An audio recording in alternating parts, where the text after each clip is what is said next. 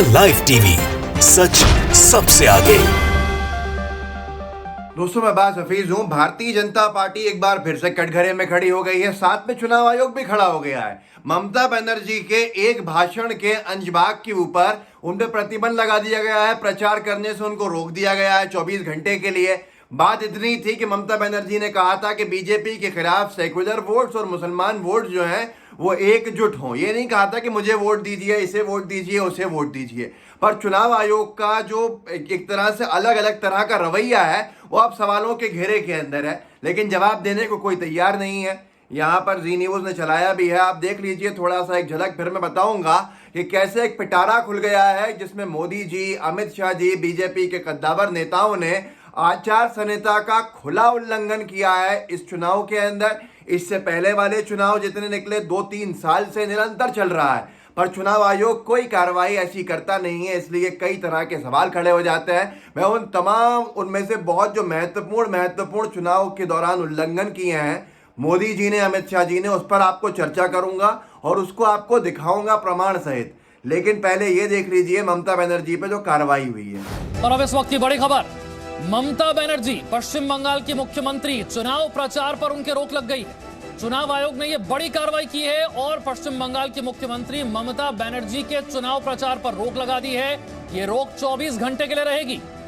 आज रात 8 बजे से लेकर कल रात 8 बजे तक, यानी कि 12 अप्रैल 8 बजे से लेकर 13 अप्रैल के शाम 8 बजे तक 24 घंटे के लिए ममता बनर्जी चुनाव प्रचार नहीं कर पाएंगी। अब यहाँ पर ये आपने देखा ये कार्रवाई कर दी और किस तरह से पेश किया जा रहा है ये भी आपने देख लिया। एक मतलब मोदी जी के समर्थक किस तरह से पेश कर रहे हैं, और क्या कहूँ टीवी के ऊपर यहाँ पर। लेकिन ममता बनर्जी ने अभी कुछ दिन पहले ही इलेक्शन कमीशन से कहा था कि इनका कुछ दिखता नहीं है, कांग्रेस का दिखेगा, टीएमसी का दिखेगा। कांग्रेस के नेता निरंतर कह रहे हैं कि चुनाव आयोग को हमारी हर चीज दिखती है पर मोदी जी की कोई चीज नहीं दिखती। आखिर क्या वजह है इस चीज की? ममता बनर्जी ने जब बांग्लादेश दौरे पे गए थे तब भी कहा था और मंच से कहा था कि यहाँ पर बांग्लादेश जाकर बंगाल के चुनाव की बात करना, भाषण देना, ये घोर उल्लंघन है, नियमों के खिलाफ है, संविधान इसकी अनुमति नहीं देता। उन्होंने क्या बोला था आप सुन लीजिए। उन्होंने अंग्रेजी में बोला था कि ये क्राइम है, ये गलत है, इसकी अनुमति नहीं है फॉरेन लैंड में भारत के चुनाव का, किसी भाग के चुनाव का प्रचार करना। सुनिए आप इनको थोड़ा सा 10-15 second. This is a right complain. One cannot play a election role about the other country. A foreign country cannot play the internal games of a country, of a state, of a country. तो यहाँ पर आपने देख लिया किस तरह से चुनाव आयोग की आचार संहिता का उल्लंघन था उनका भाषण, लेकिन कोई कार्रवाई नहीं हुई। नरेंद्र मोदी जी इम्यून है, जैसे वायरस से बहुत से लोग इम्यून होंगे, शायद हमारे मोदी जी और अमित शाह जी भी ऐसे बहुत सारे चुनाव आयोग की जो घोषित आचार संहिता है उसके उल्लंघन के मतलब इम्यून है, कुछ नहीं होता। अब यहाँ पर तो बांग्लादेश दौरे के मामला था। अब थोड़ा सा पीछे चलते हैं, थोड़ा सा पीछे इसलिए जाना पड़ेगा कि कार्यवाही मोदी जी पे क्यों नहीं होती, ये हर एक व्यक्ति का सवाल है, चुनाव आयोग से सवाल है। सवाल तो कर सकते हैं, हमारा संविधान हमें अनुमति देता है इस चीज़ का। पुलवामा के मामले में 2019 के चुनाव पर जगह जगह जाकर मोदी जी ने वोट मांगा था। ये इससे बड़ा कोई उल्लंघन नहीं हो सकता था। निरंतर उनकी शिकायतें हुई पर कोई रोक टोक, कोई बंदिश, कोई पाबंदी उनके ऊपर नहीं लगाई गई। मैं आपको एक झलक दिखाता हूं जो उन्होंने महाराष्ट्र में फर्स्ट टाइम वोटर्स से अपील करी थी और सीधे सीधे पुलवामा में और उसके बाद बालाकोट की स्ट्राइक के जो जवान थे उनके नाम पे वोट मांगा था। आपको यकीन नहीं आता? सुन लीजिए, इसके बाद भी कोई संज्ञान नहीं लिया गया था। सुनिए। क्या आपका पहला वोट पाकिस्तान के बालाकोट में एयर स्ट्राइक करने वाले वीर जवानों के नाम समर्पित हो सकता है क्या? मैं मेरे फर्स्ट टाइम वोटर से कहना चाहता हूं कि आपका पहला वोट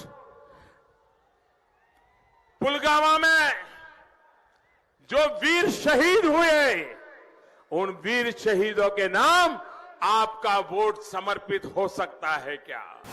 ये चीज हुई थी। उसके साथ साथ मोदी जी ने 2019 के चुनाव के दौरान आचार संहिता का उल्लंघन ये किया था कि बीजेपी ने एयर इंडिया के बोर्डिंग पासेस के ऊपर उनकी तस्वीर लगा दी थी।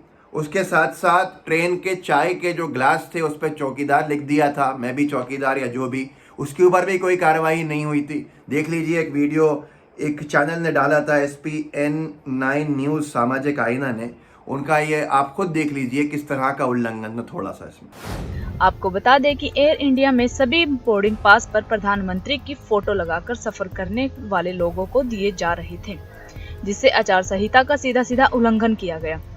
हमें यह जानकारी ट्विटर के जरिए मिली और साथ ही हमें पता लगा कि ट्रेन में भी चाय के कप पर मैं हूं चौकीदार लिखकर दिया जा रहा है।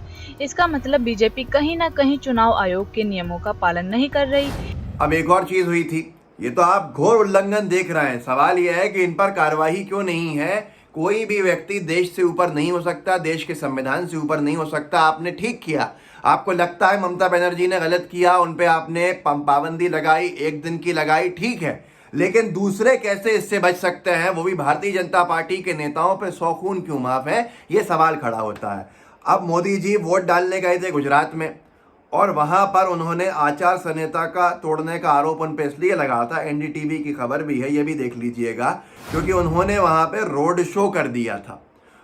वोट डालने के बाद बाहर आए, पुलवामा के नाम पर उन्होंने बयान दिया, बालाकोट की एयर स्ट्राइक पे बयान दिया, IED बॉम्ब्स के नाम पर वोट मांगे गए, तमाम चीज़ों के ऊपर, वो भी देख लीजिएगा। उसके साथ साथ रोड शो किया पूरा, जो घोर उल्लंघन है। ये वैसा ही है जैसे वो कैलाश पर्वत पे चले गए थे और वहां पर वो अपना अध्यात्म में डूब गए थे और उसको टेलीकास्ट किया जा रहा था जब बनारस वोट डाल रहा था और मोदी जी प्रत्याशी थे।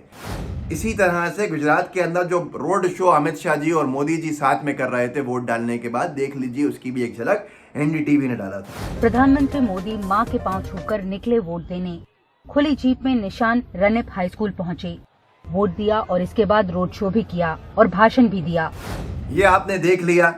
इससे पहले आपको लवासा साहब का याद होगा, अगर अशोक लवासा साहब ने, जो चुनाव आयुक्त थे, 1 साल पहले, 1.5 साल पहले जब लोकसभा चुनाव हो रहे थे, उन्होंने सीधे सीधे आपत्ति करी थी क्लीन चिट देने पे मोदी जी को। क्लीन चिट कैसे दे दी, बाकायदा न्यूज़ में चला था, TV9 भारतवर्ष ने चलाया था। उन्होंने सीधे सीधे ये कहा था कि इसमें क्लीन चिट कैसे हो सकती है, मेरी असहमति दर्ज क्यों नहीं हुई। 14 मई की बैठक में सर्वसहमति से फैसला हुआ, चुनाव आयोग कह रहा था, लेकिन चुनाव आयोग कह रहे थे कि मेरी असहमति दर्ज क्यों नहीं हुई। ये भी आप देख लीजिए। साथ में रणदीप सुरजेवाला जी ने जो उसके ऊपर आपत्ति करके कहा था कि चुनाव आयोग को चुनने की प्रतिक्रिया जो है इसे बदलना पड़ेगा, नहीं तो पिट्ठू उनके बोल थे कि चुनाव आयोग से निष्पक्ष चुनाव की उम्मीद नहीं। सुरजेवाला जी ने तब बोला था चुनाव आयोग मोदी का पिट्ठू कठपुतली बन गया है। आप खुद सुनिए, अशोक लवासा जी की खबर थी और रणदीप सुरजेवाला जी ने इस पर बयान दिया था। चुनाव आयोग एक संवैधानिक संस्था है। हर संवैधानिक संस्था में ये सही है कि निर्णय बहुमत से होगा, पर मोदी जी और अमित शाह को लेकर चुनाव आयोग ने घुटने टेक दिए। एक तरह से वो कठपुतली बन गया।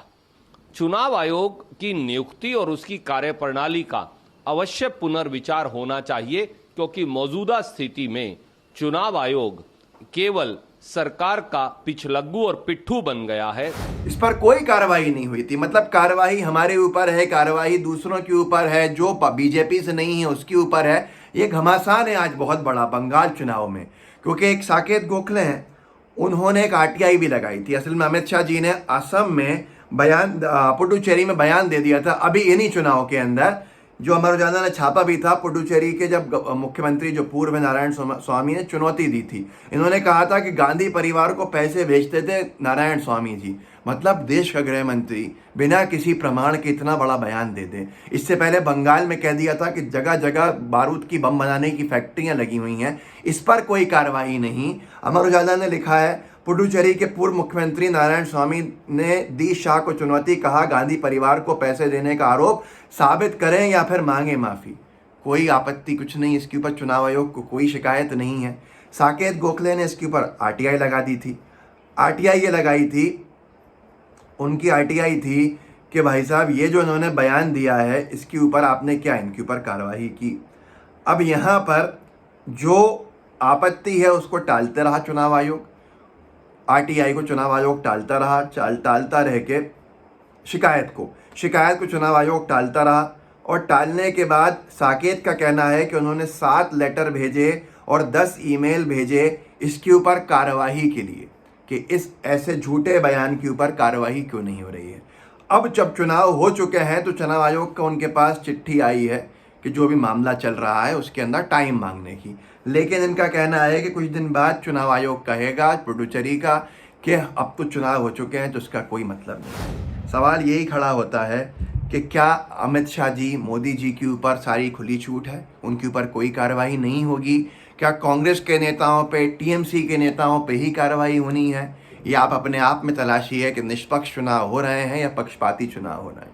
मैंने किसी पे आरोप नहीं लगाया है, पर सवाल खड़े करना मेरा अधिकार है और ये सवाल हर एक युवा के हैं इस देश में जो देख रहा है बैठ के तमाशा कि क्या हो रहा है।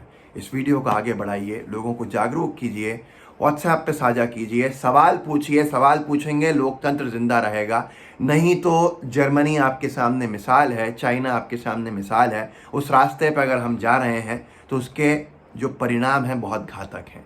लाइव टीवी को सब्सक्राइब कीजिए, लाइव टीवी का बेल आइकन भी दबाइए। जय हिंद, जय भारत। द लाइव टीवी, सच सबसे आगे।